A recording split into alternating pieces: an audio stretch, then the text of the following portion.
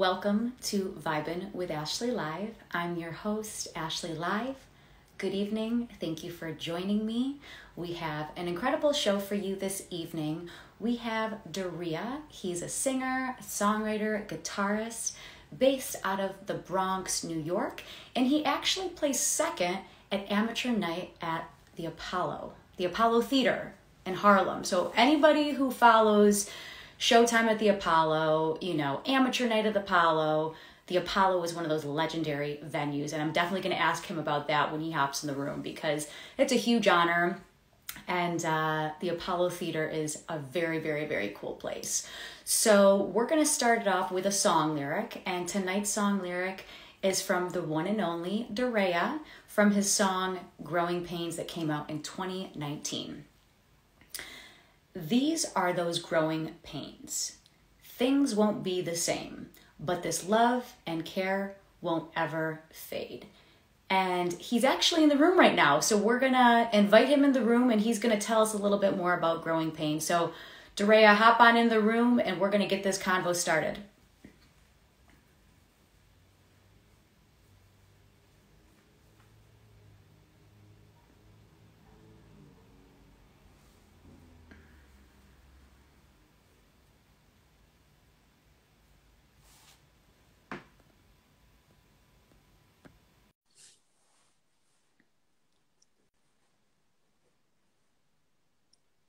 Oakland. Hey! What's going on? How's it going? It's going. Awesome. So how I start each show is I introduce the artist and then I give the audience a little bit of a background behind my artist, and then I share a song lyric. So when you came in the room, I was actually sharing some lyrics from your song, Growing Pains. So for everybody that's in the room that knows this song or maybe doesn't know this song, give us a little insight about Growing Pains. What's this song about? So Growing Pains, I wrote when I was, sorry, my dog is making noise. But Growing Pains, I wrote about, I have a group of friends that, we grew up together. There's each other since like kindergarten. So we've been friends for like almost like 20 plus years now. And Very cool. The whole idea about growing pains is that, you have those relationships that, but eventually you grow out of, but not that you grow out of, but sometimes there's distance in between because you grow into different people. But those are the people who will always be there for you no matter what happens. So kind of what the idea of growing pains was about. Yeah. I definitely agree with that because think of 20 years ago where you were, what kind of person you are. Like people change every 6 months to year, 2 years. So definitely in 20 years, people are going to change. Yeah. Yeah. So that's kind of like the idea of what Growing Pains was about. I wanted to, convey the feeling of like, you have your day ones, your ride or dies. And no matter like how distant you may feel, you're always close. So those are the people you rely on the most. Definitely. So you just, sorry, I didn't mean to cut you off. It cut off on my end. Sorry, I didn't mean to cut you off. Oh, it's okay. It's okay. It's glitching back and forth. It's all right. Yeah. That's the fun of Instagram Live. It always glitches off and then it gets blurry and then you think the call dropped. It just, that's just the fun of Instagram Live. So you actually had a birthday a couple days ago. Did you do anything special for it?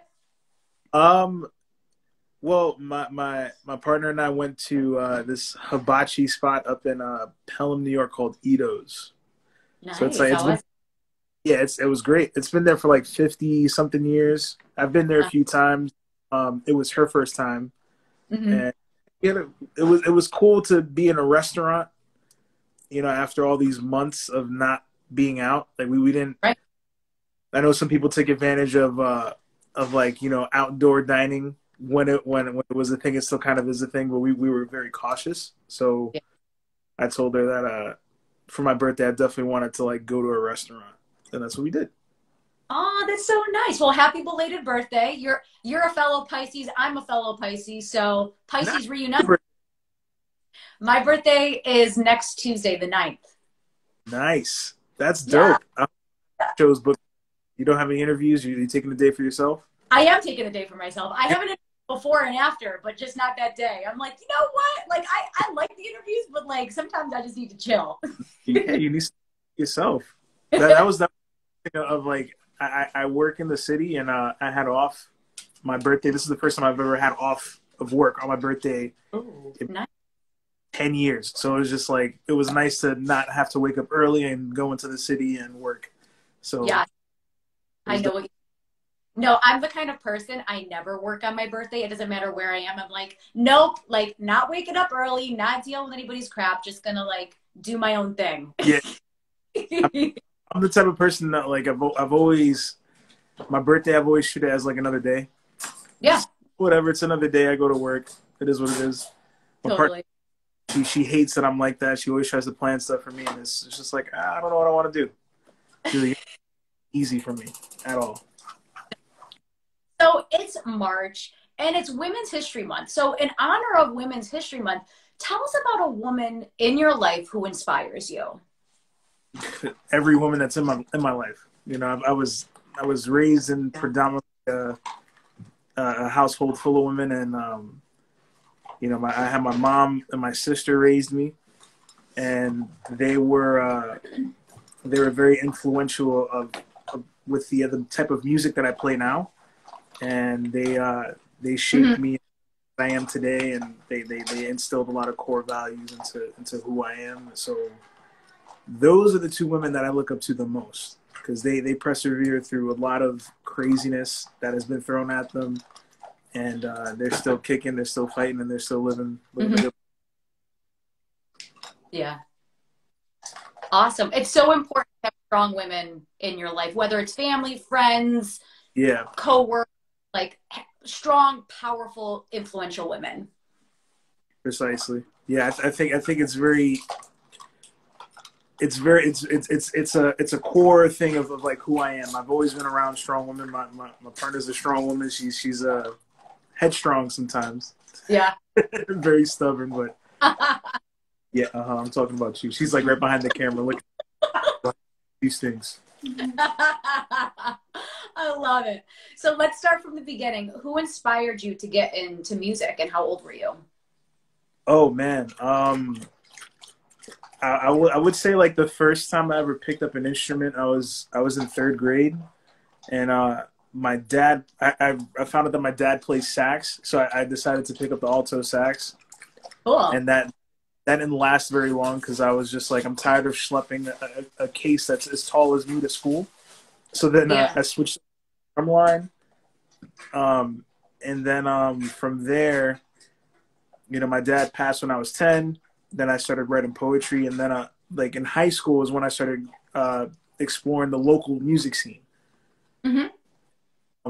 You know, a lot of the other people who inspired me, which is like local artists, my man Brian Keith, Drew Torres, they're all local Bronx artists. They're actually my friends now, and we're like college shows together. But those are the guys who inspired me to start playing. Love it. How would you describe the music that you create? I would say I get this question a lot. One songwriter that influences me a lot is Bill Withers. Mm-hmm. So I would say if Bill Withers was a little bit more angry and upset, I would probably the angry version of Bill. I would probably describe it as that, like a little bit more aggressive Bill Withers. Mm-hmm. Awesome. What's your creative process like? Oh, I wish there was one. Mm-hmm. It's just like whenever the moment happens, it happens. Sometimes it's on the train. Sometimes it's, you know, I'm about to get into the shower. I get an idea. Mm-hmm.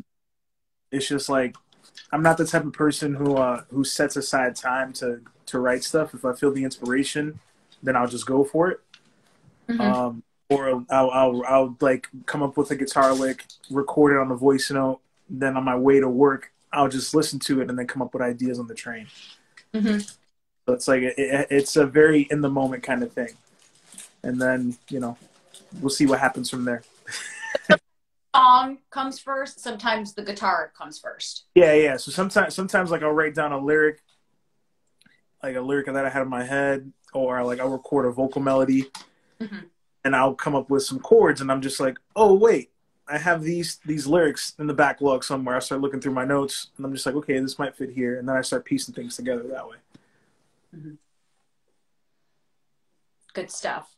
So a few of your people who inspire you musically, you said Bill Withers, Stevie, Alan Stone. Talk to me about these musicians. Obviously, they're all legendary musicians. What kind of impact do they have on your musical career? Oh man, I've seen Alan Stone like 3 times, so I guess yeah, he's great. He's a showman. His shows are always entertaining. Julie, this is not time to play. Drops the ball. But they, you know, when I have really bad days, those are the people that I listen to. There's also you know, there's another collective or a band from New York called the Lesson GK. I had the pleasure of you know, being a spectator of the show and eventually going on to mix the show at Arlene's Grocery. And those guys, they inspired me in a very, very influential way. And the fact that everything was improv in the moment and everything was from a feeling, that's another aspect that I try to get in my writing, is like the feeling. Yeah. It's something that makes it very relatable. And that touches people, because that's the goal. It's like writing music that moves people in a way that they don't feel alone, you know, because at the end of the day, you know, sometimes people go through things and they feel like they're the only person going through it. And they hear a song and they realize, man, I guess I'm not the only one who goes through this particular thing. So all those artists that I listen to have that kind of element. Yeah, and they're all amazing, amazing musicians. Now, you said you saw Alan Stone 3 times? Yeah. Was it all 3 times in New York City or across the country? All 3 times in New York City. I try to like line up something in Chicago, but that didn't happen. All 3 times were in the city. I think I saw him the first time I saw him when he was pushing his self-titled album. Played Music Hall Williamsburg. Then the second time was at Terminal 5, and then the third at Brooklyn Bowl. Yeah. You're so fortunate to have seen him, because I love him and I've never seen him in New York City. And now with COVID, I'm like, oh, like, when are concerts coming back? Well, they put out there was an article that went out today that's saying that they might start doing concerts at like 33% capacity starting April 1st. So hopefully, maybe. I mean, I wouldn't personally. I don't feel it's time yet, but we'll see what happens. Yeah, I think it's a little early too, but I think everyone they want to get back to the arts. Like, musicians want to perform. You want to see you perform, because it's like we've all been locked in our houses and apartments. Oh no, of course. You know, I mean, want something to look forward to. Yeah, and that's the thing. You know, like COVID really it kind of put me in a place where creativity wasn't really flowing for me. Right. I really, because I'm somebody that feeds off of, you know, being able to play, you know, 2 to 3 times a month. Like, I did a lot of So Far Sound shows. I used to play at Rockwood pretty often. Yeah. A lot of local stuff here in the Bronx. And you know, when those opportunities faded with COVID, it put me in a place where I just didn't know what was going to be next. Before COVID, we were planning to put out this record that we're kind of like working on now. And we had it lined up and this was going to be the first like tour that I was doing with the full band. That all was put on a halt because of COVID. Not only that, I caught COVID in the beginning of it too. So it was just like a spiral effect of everything together. And I didn't touch my guitar for like almost 3 months.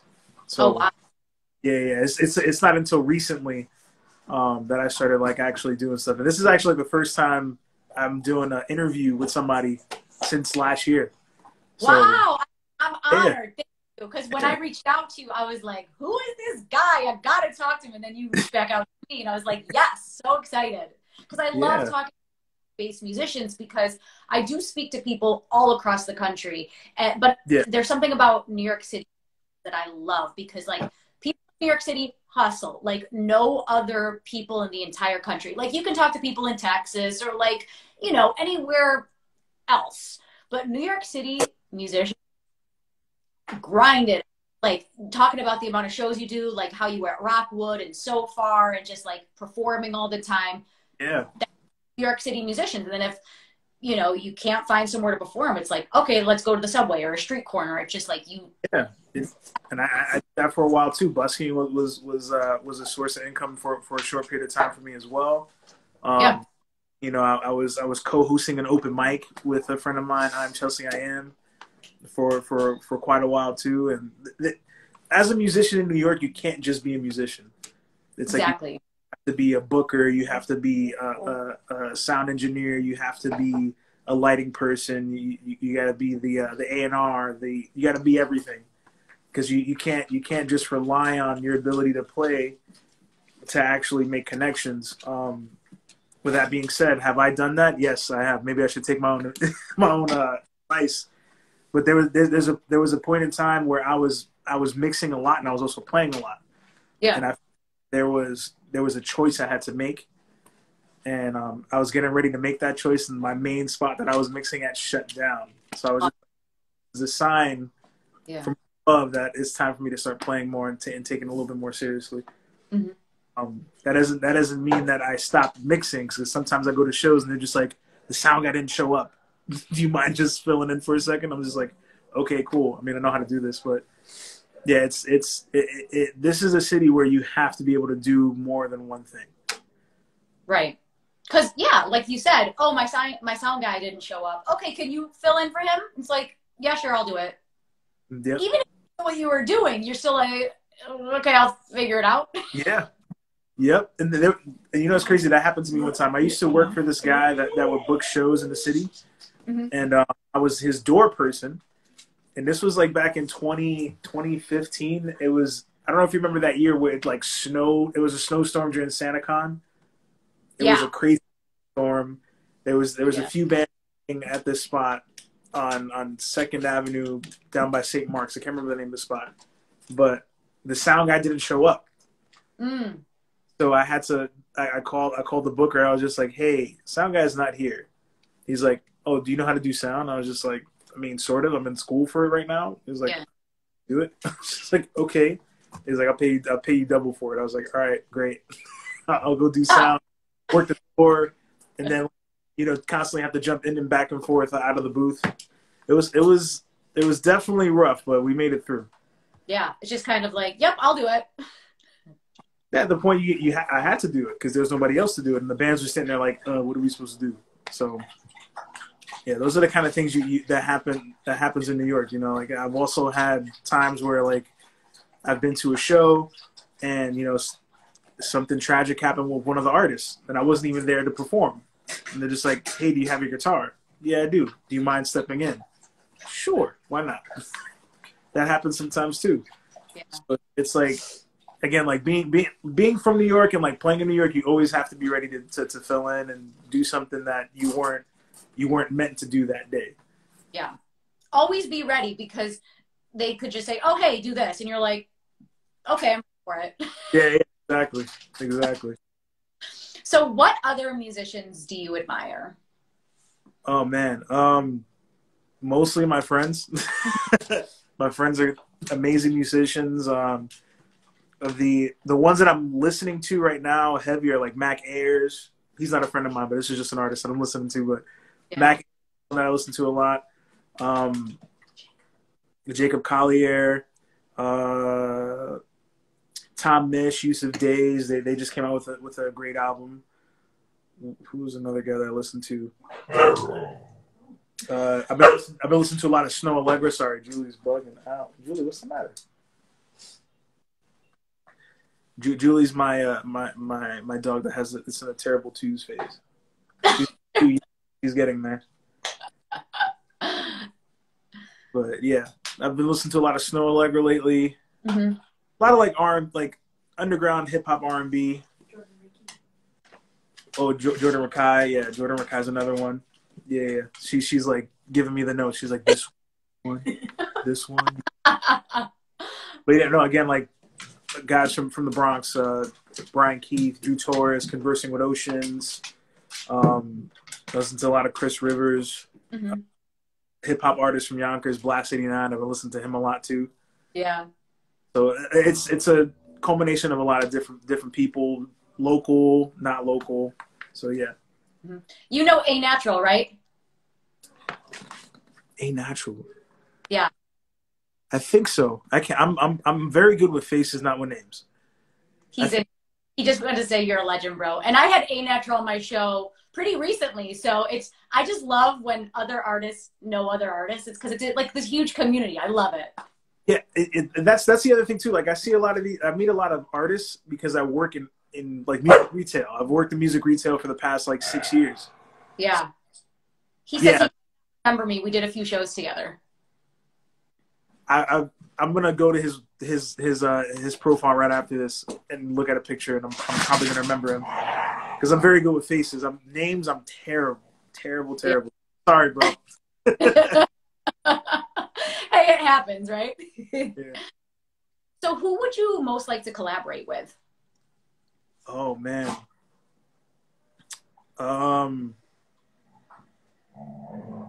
Again, it has to be like local artists because I want it to be fun, you know. One man I've been chasing for years. I play guitar for him. His name is Zai. Yeah, amazing hip hop artist, and I've been playing guitar for him for about like 5 or 6 years, and I'm just like, bro, we're doing a song together. What's going on? Yeah. That's one guy I would love to collab with. Uh-huh. Blast 89 is another one. He's another local guy. And if I were to throw one that's like very oddball, Esperanza Spalding, she's great. Yeah, I love her stuff. And you know, have you ever like experienced like there's those people who you want to collab with and you're just like, I'm not worthy? Yeah. The lesson would be that for me. I would love to collab with them, but I'm not worthy. No, you definitely are. And the reason I asked that question is because I like the artists that I'm interviewing to say, you know, maybe people they know, but maybe people they don't know, because I actually had one girl on here shoot her shot. She wrote a song and she was like, I wanted the specific artist to be on my track. And so my people reached out to his people and he's like, yeah, I'm down to do it. And they have a song out together. And she's like, I never done a song with me. So the reason I say that is because, yeah, you can say you're local people, but if you have people that are, you know, oh, I never can reach them, or, oh, they would never do a collab with me, you need to shoot your shot. Now is your time. Oh, I guess my time will be, it'll be, man, I'm having a brain fart now. So you put me on the spot. I know. I was just Mac Ayers. I would love to collab with Mac Ayers. Mac Ayers is amazing. Yeah. He would be dope. And Will, Frank Knight. Will, I have like 2 songs with Frank Knight that aren't out yet, so you got to talk to him about that. What's your favorite song to perform and why? I would, man, it's a mix. I love performing. There's 2 that I really like to perform. There's a song called "Doesn't Matter." Mm-hmm. I love performing it with my band because it's a song that, like, excuse me, we really dig in at the end because it has like an outro. Mm-hmm. So that one's a lot of fun. My drummer gets to have fun and solo on that. And there's another one called "For You" that's on my EP called "Hinge."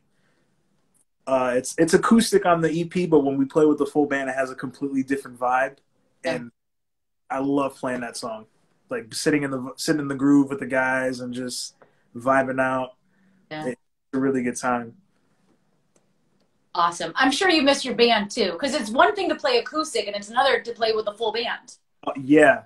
And it's funny because like I constantly have this debate with my bassist. He's just like, I'm like, bro, I don't want to do this. Like sometimes I'm just like, man, I don't want to do this show without you. He's like, hey, bro, they come to see you, not us. So just play the solo acoustic show, okay?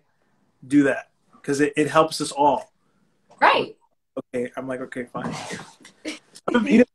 When you play for a long time by yourself, you're just like, man, I want to play with the guys. I want to play with the band. I want to have fun on stage, and the energy is. Yeah, when was the last time you played with them? Literally on my birthday last year. Oh, wow.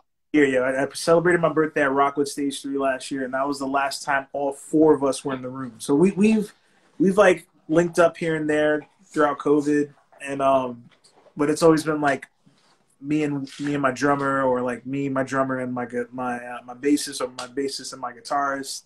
And we've all hung out. We jammed out a little bit, but it's all 4 of us in the same room. It has not happened in a year. Wow. Yeah. Hopefully that changes soon. I hope so too. Yeah. What artists or genres of music have you been listening to during quarantine? So during quarantine, I rode bike a lot. Mm-hmm. And I have this playlist on Spotify called my like, it's just called Ride, my Ride playlist. And the album that's like on rotation even to this day is What Kind of Music, and that's the collab album with Yusuf Days and Tom Misch. That album is just it's butter. Yeah. It's butter. Another artist that I've been listening to a lot too over quarantine was Mordecai. Well, not that's the artist, but that's the name of the album. Mm-hmm. Like, name of the artist. But Mordecai is the name of the album, and it's very like 70s groove type music, which is really dope. And then what's another album that I've been listening to a lot lately? And yeah, Mac Ayres has been on deep rotation, and Snow Allegra. Those have been like the main albums that I've been listening to lately. Stuff. If you could change anything about the music industry, what would it be and why? One thing that I have been talking about through COVID, like throughout COVID, and with like peers of mine, is that, you know, the venues sometimes in New York, they take advantage of artists. You know, sometimes they feel like they can, you know, do whatever they want, or like not give us the amount of pay that we deserve. Mm-hmm. And as much as, like, you know, these venues not being able to open right now due to COVID, it also shows that they need us local people. Yeah, they do. And like, that's one thing I would love to change. You know, like I tell everybody now, like, this is the time where, like, if they want to do shows, then they need to be able to negotiate. You know, getting for the artists. You know, not breathing down their neck about, you know, meeting the bar tab, you know, or something like that. You know, because at the end of the day, we're there to entertain and give a good show. And we will be able to give a good show if you give us the same support that we're giving you. Exactly. So that would be one thing I would change. And that's really unfortunate to hear, because I go to shows. Well, I used to go to shows all the time in New York City, and that's really sad to hear that they don't like reciprocate that love to you guys. I mean, it's like half. You know, like they'll tell you, okay, you have to sell, you know, this amount of tickets in order to get paid after this amount. Yeah. Instead of it being like, hey, let's do it 50-50 straight up. Which they should. But, you know, and I totally understand that people have overhead and stuff like that. But, you know, if you're booking a show, and, you know, sometimes they reach out. They reach out to the artist, and they're just like, hey, I want you to play here. It's like, okay, here's my fee. Oh yeah, we can't do that. Wow. You know, that's the reality. So that's one thing I've been saying lately, is just like, this is the time where, you know, we can come together and, you know, start putting our foot down with, like, yeah, this is our craft. Yes, this is a space that you guys are providing, but this space would not be anything without the local artists building it first. Yeah. And they need to give back to the musicians, because think about it. Like, if you think of a place like Rockwood, right? There's different artists that play there all the time, and some draw in more people than other. And, you know, amount of beverages people are drinking and so on. Like, it doesn't, like, depending on who's playing, there could be different people in there, or maybe people go there every Wednesday night. So it's like, they should just do it 50-50 and not mess with you. Yeah. Or like meet guarantees or like give bands a guarantee. Because, you know, again, like it's full circle. Yeah. You know, if you compensate an artist, one, they'll forever like talk about you. They'll be like, this is the place to play. This is where we're supposed to do it. Yeah. You'll have other artists coming in or other artists wanting to play there, which means people going to see shows. Right. Which selling more drinks. If you sell food, you're selling more food. And, you know, actually build a relationship with artists, not just the ones that are considered big. Yeah. Because the ones considered big who are coming out of town are relying on the people who are local to bring the people out. Exactly. So you have to build that foundation first. Right. And I think, yes, New York City's huge, but it's not. You guys all know each other. And like, if you have a bad experience at one place, I know that you're going to be like, oh, guess what? The people at XYZ, they're Exactly. So it's like they should do the right thing and not be all New York about it. Because as you know, you live in New York. People are just like, you know, there's a certain type of way that New Yorkers act. Like they're all tough and it's about money and this and this and this. And it's like, no, just like be normal about it. Correct. Yeah. No, I totally get that. It's there's not much, like, again, like it's just, we just have to like put our foot down and demand more from these places. That's all. Like, because at the end of the day, you know, everything for us is an expense, just like everything for them is an expense. Right. Travel time is an expense. Rehearsal time is an expense. Strings, an expense. Like those are things that cost money, and we didn't just start yesterday. Right. You know, so yeah, that's where I'm at with that. Definitely. Well, hopefully, the more people that talk about that, the more people will know that it's an issue. Because I've had people on my show, and like I said, not all of the people on my show have been New York City based, but that's the first time someone has said New York City venues are not that great to the musician. Yeah, well, because again, this has been a secular thing. Like sometimes people don't set the expectation because it's been going on so long that idea is non-existent. Right. You know, okay, yeah, I'm not going to get paid because I didn't sell this amount of tickets. Okay, but what about the effort that you put in for performing? You know, what about your expenses that you had to pay because they asked you to play there? You know, that's what we got to talk about. And a lot of people don't think that way because, you know, they only think about, okay, you know, this is the norm. This is normal, and it's not. It's not normal. It's not normal for you to like just come in, do a job because that's what you're doing, and then not get paid.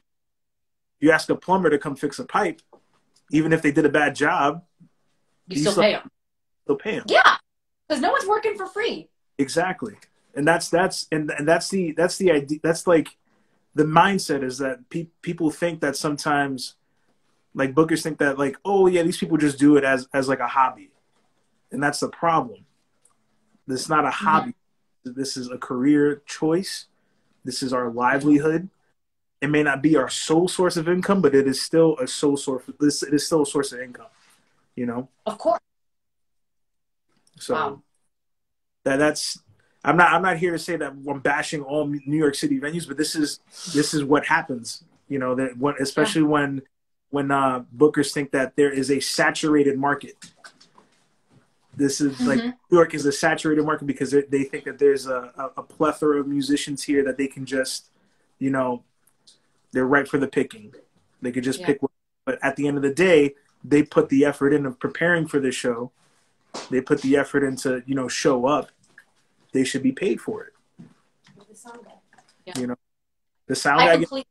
The sound guy gets paid. Bartenders still get paid. I know some paid crap, but you know we still have. Everybody gets paid in the room, regardless. So the musicians get paid too. Thank you for being so honest about that, because I've actually never heard that before. So thank you for bringing that to the light, and hopefully by you speaking out, other people will feel comfortable speaking out and saying like, that's not right. And that's like, again, this has been a conversation that I've had with people, but people are afraid to talk.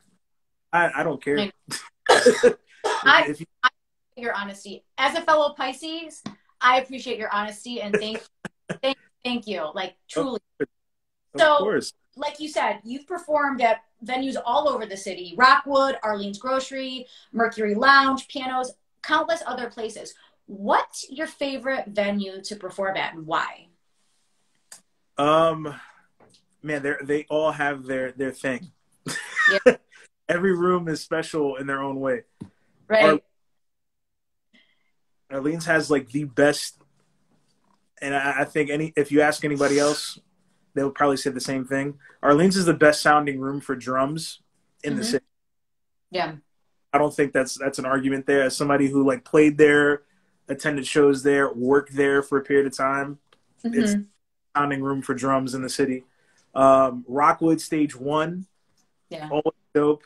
It's always a good vibe. It's cool to be that close to the audience. Yeah. And see their reaction. You know, people constantly coming in. Like, people go to Stage 1 to look for new music, which is really dope. And then Mercury Lounge was my favorite because it was the most comfortable that I felt on a stage. Like, I wasn't like on top of my basis. We had room. Everybody had a monitor. It's a gorgeous stage, big, nice sounding room. It was great. So, what song do you wish you wrote and why? What song do I wish I wrote and why? Yeah. Oh, damn. As like a song that I've listened to and I'm just like, man, I should have wrote that. Yeah. Oh shit. That's a rough one.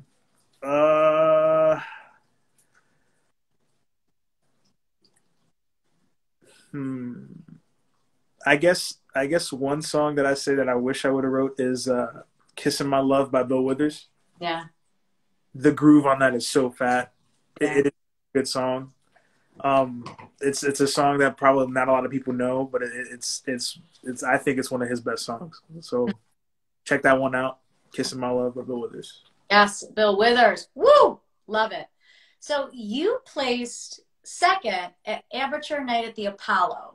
Yeah. Apollo Theater in Harlem, for those of you who are not familiar. So bring us back to that moment. What did that mean to you? Oh man, so that the funny story about that whole thing was there was a point in time where I wasn't going to do it. Really? Yeah. I'm not a fan of the whole waiting in line and auditioning, which I did for that, and I've done it before. Like, I've auditioned for The Voice, I've auditioned for American Idol. Mm-hmm. And I had an opportunity to audition for Amateur Night, and I did it. I guess it was there was a lot of people that they had to see. Yeah. So 30 seconds and then you're out of there. Right. So 30 seconds, they were just like, next. I was just like, okay, cool.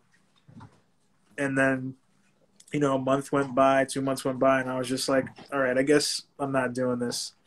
And then I got an email saying like, hey, we would love for you to come back and do the second round. I was just like, okay, cool. Yeah. I might not do this. I wasn't excited about it. Mm-hmm. And it was because of my experience with, auditioning and being online auditioning and doing stuff. I was just like, I was kind of turned off by it. And then my partner, she was just like, you should do it. When are you going to have the opportunity to do it again? Exactly. And I was just like, okay. And I did. I went and did it. And it was one of the best experiences that I ever had. One of the scariest experiences that I ever had. Okay. Being on that stage, the weight of that stage, the amount of people that have played on that stage, some of the artists that like I looked up to, because like some of the artists that I didn't name that I listened to a lot that inspired me as a kid was like Music Soul Child, Avant, Luther Vandross. Like those were artists that I listened to as a kid, and they played on that stage. Exactly. Just the idea of being on that stage for a sound check was just like, oh wow, this is a thing.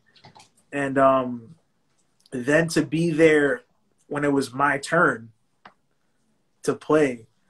And it was nerve-wracking because the person that went on before me got booed.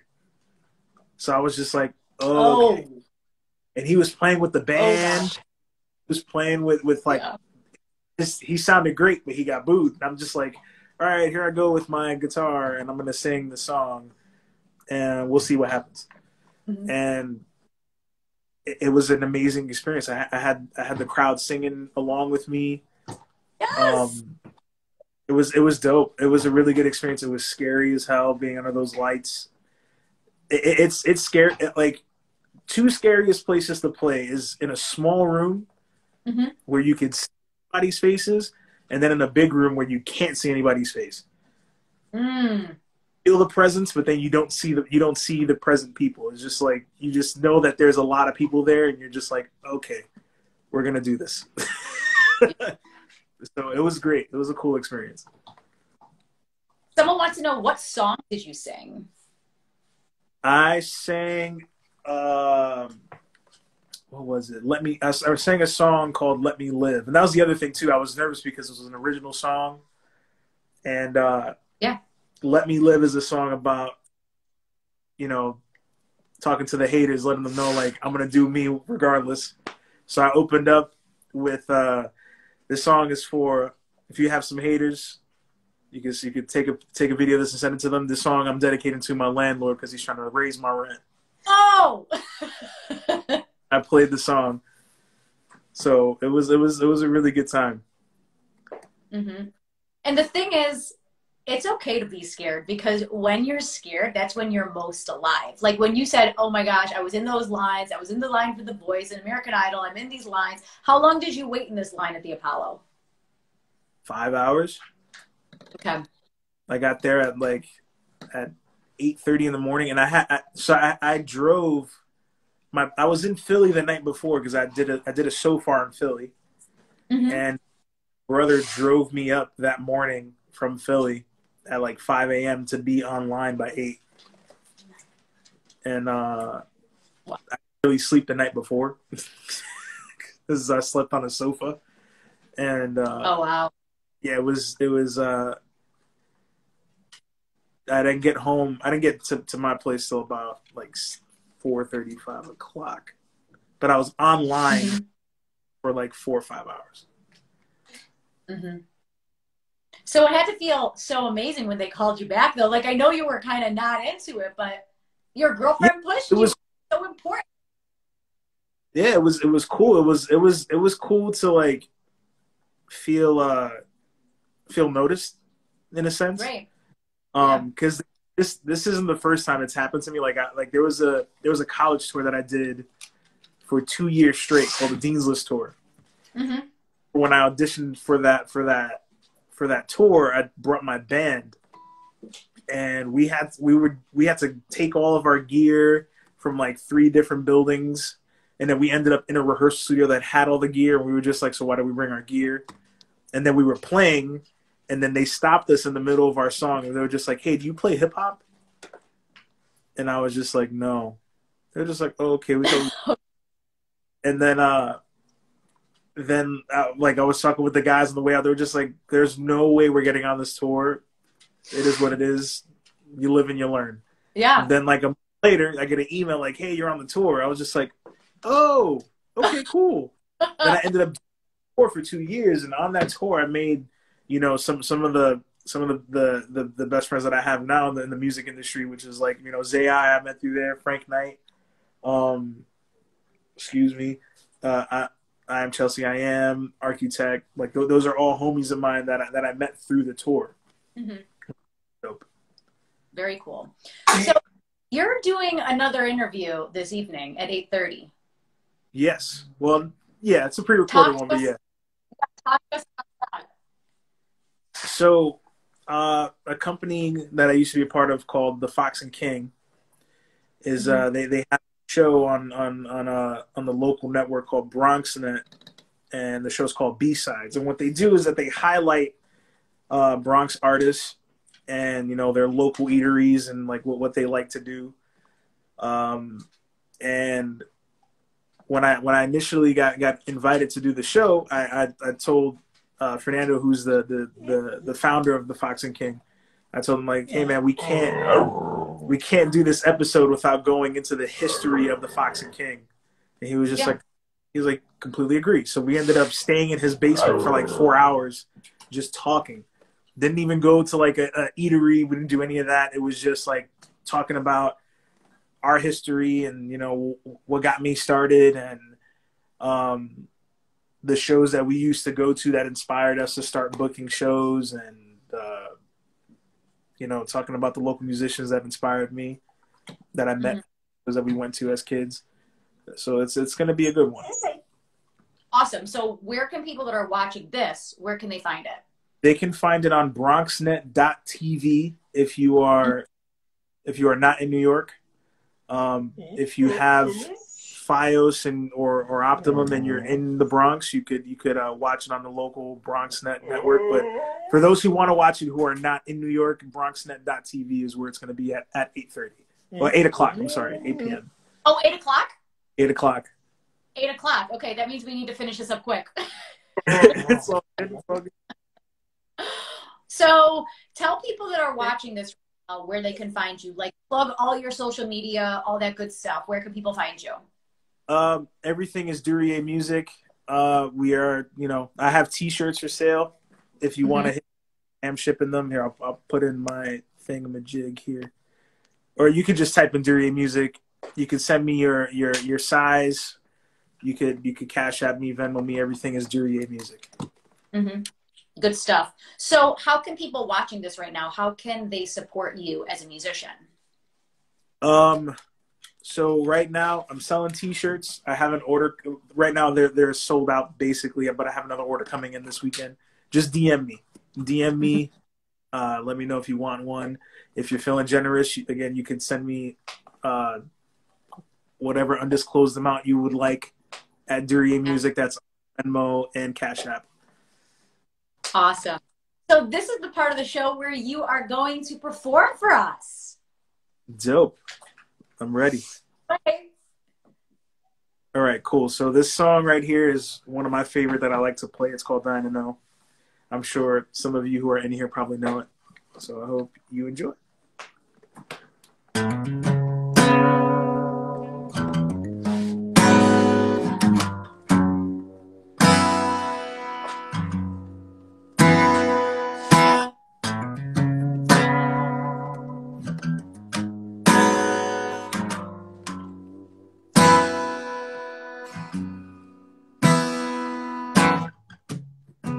Waking up Sunday morning, realizing that I'm not next to you.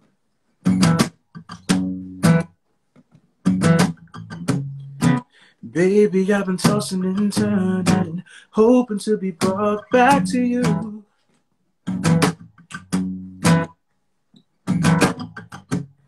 I want to know if it feels good to be this way.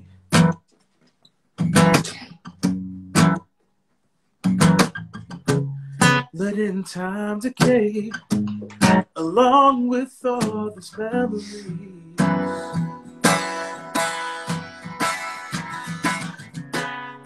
I wish I knew what I could have done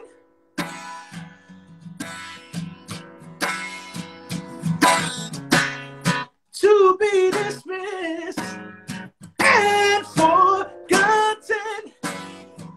As if our love never happened.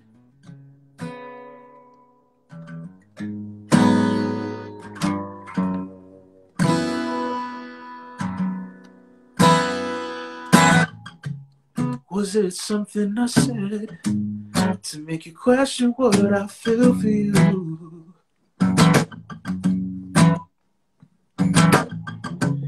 You have my heart in your hands, and you know you make me a better man.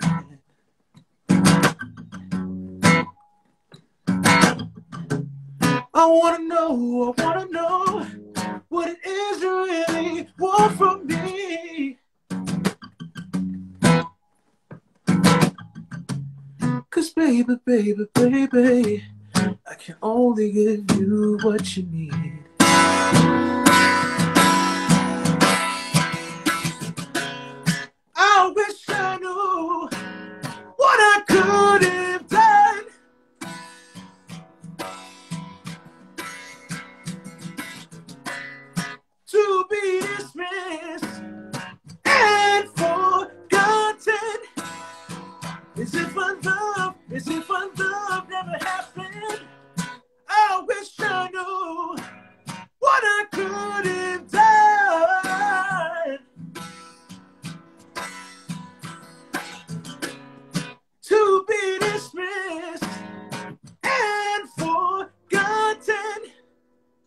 as if our love never happened. Thank you. Yay! That was awesome. The chat was blowing up. Thank you. And you have another one for us too, right? Yes, I do. This one I'm actually gonna play the one that I played at the Apollo. This one's called "Let Me Live," and this is for all the haters. If you have some, you can send it to them.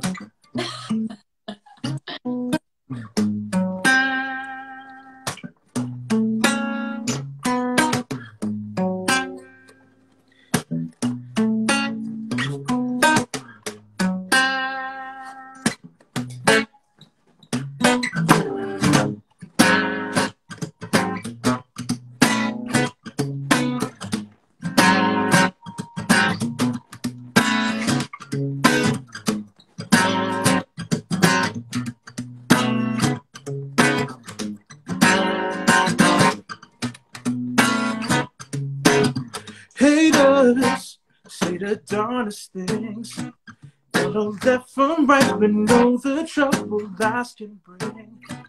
They only see things in their perspective. Ain't about shit, but do the most to be respected. Damn, you sell a story so well. Damn, you got everybody under your spell. Damn, you sell a story so well. Got everybody in the world giving me all types of help. Just let me live. Oh, just let me live. Is it that hard for you to just leave me alone? Just let me live. Oh, just let me live. Does it hurt that much for you to see I'm doing fine on my own?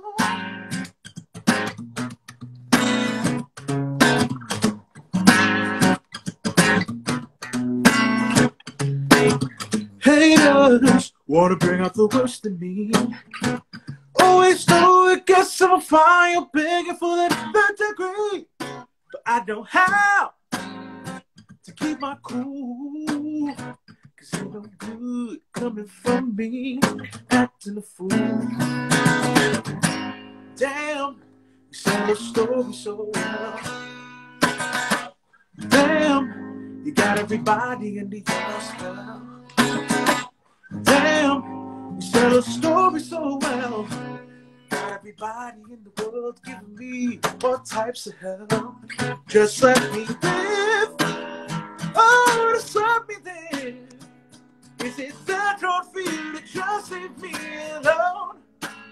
Just let me live.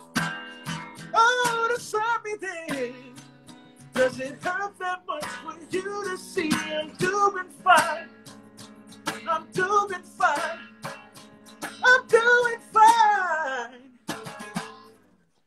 On my own. On my own. On my own. Yes! Amazing! Give it up for my guy, Durieux. Thank you. Thank you so much. That was beautiful. Thank you for performing for my guests. You have a couple minutes for some questions? I do. Actually, it's at 8:30. I've messed up. It's at 8:30. 8:30. It is 8:30. I gotta like speed this thing up. Damn. If you guys have any questions, feel free to put them in the comments below. And thank you guys. We see your comments, Dee, Tiana. Thank you. We appreciate it. David Durieux is another artist that's incredible. He's an amazing songwriter, rapper, singer, producer. He's incredible. He's a local guy from Brooklyn. Mm-hmm. Good stuff. What's the best advice you've been given?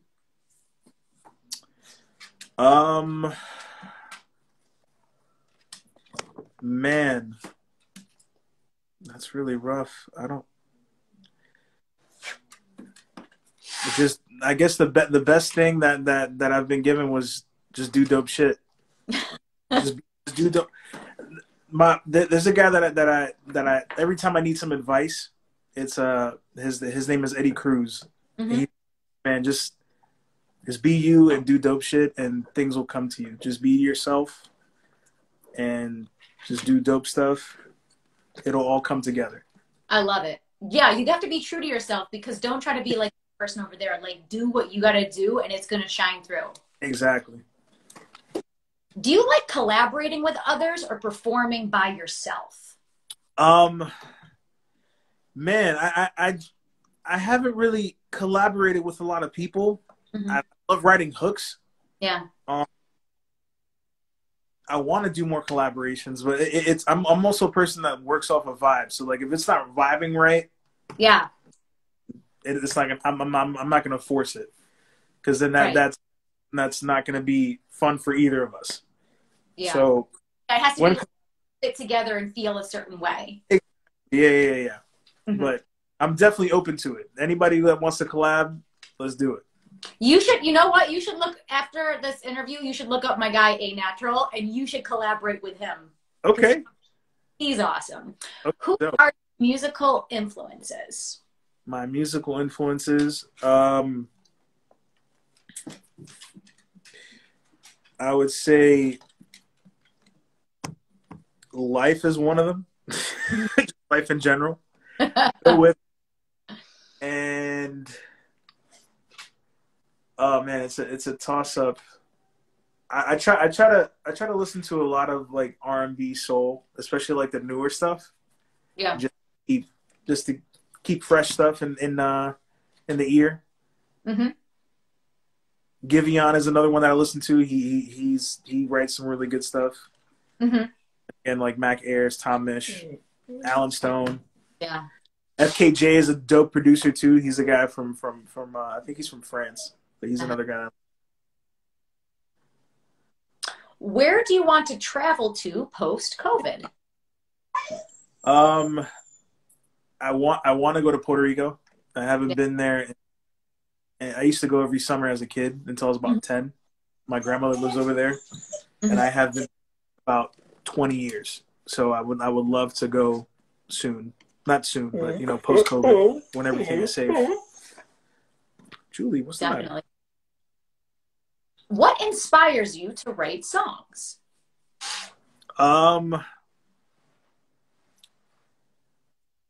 It's either personal experience or people watching. Mm-hmm. Watching people go through certain things, personal experiences, and sometimes like just a groove. Like if I come up with a groove and I want to write something to it, and it's in the moment, I'll definitely like attack it as much as I can. Mm-hmm. I would also say it's always good to give things space and then go back to it. You don't have to write something. You don't have to write a full idea or full song in a day.